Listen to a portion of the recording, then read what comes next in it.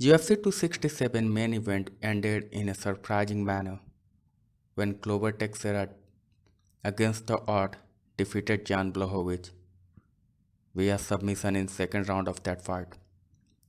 And Glover Teixeira realized his dream of becoming a UFC champion after 20 years of fighting in MMA. That was a great night for Glover Teixeira, but it complicated the path for Alexander Rakic. But it also could be a great pathway for him to become a number one contender and make sure that he is the next guy to fight for the UFC light heavyweight title after Jiri Prohaska. Because it seems clear that Glover Teixeira is going to defend his light heavyweight title first against Jiri Prohaska because after the fight, Jiri Prohaska walked up to Glover Teixeira and congratulated him for his performance. Then Glover Teixeira said that, okay, you are going to be next, huh? For the title. Then he smiled and he didn't say anything to him. And given the name and the kind of dominance Jiri Prohaska has been shown lately against the two fights he had in UFC, it won't be surprising and it won't be illogical either because he is a great fighter and he has been champion in different organizations and his last two fights in UFC were against the rank opponent. Volkan Ozdemir when he fought Jiri Prohaska was ranked number 5 at that time and Dominic Reyes was on a number 1 spot when he fought Jiri Prohaska in May. Since then fight, Jiri Prohaska became a backup for this fight between Glover Teixeira and Jan Blachowicz, and since then Alexander Rakic has been calling out because he know that he is one shot away from that UFC title shot, and he knows also that the way UFC work, sometimes things settles up in a way that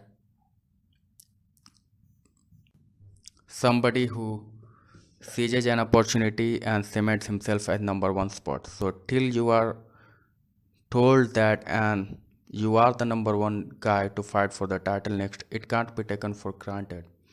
So he has been calling out Jiri Prohaska, and Jiri Prohaska recently said that he has no interest in Alexander Rakic at this moment because he has already been offered to fight for the UFC title.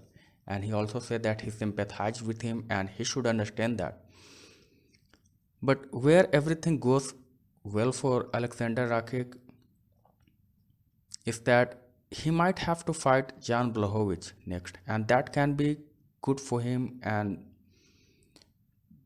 bad for him either. Because if he loses that fight, he will get a little bit away, two fight away from title shot.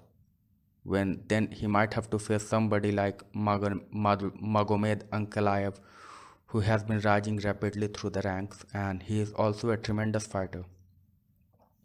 Or somebody like Dominic Reyes, who is waiting for his comeback after his last fight with Jiri Prohaska. So it will be have to be seen because it could be or it could not be that UFC give him Jan Blachowicz title shot immediately against Glover Teixeira or whoever is the champion at that time. Given Glover Teixeira and Jiri Prohaska are going to fight next. So if it happens in any order, if Jan Blachowicz gets immediate title shot once he is back for fighting, or he fights Alexander Rakic and whoever wins that gets a title shot, it won't be surprising because UFC is a promotional company and they make decision which is best for the business.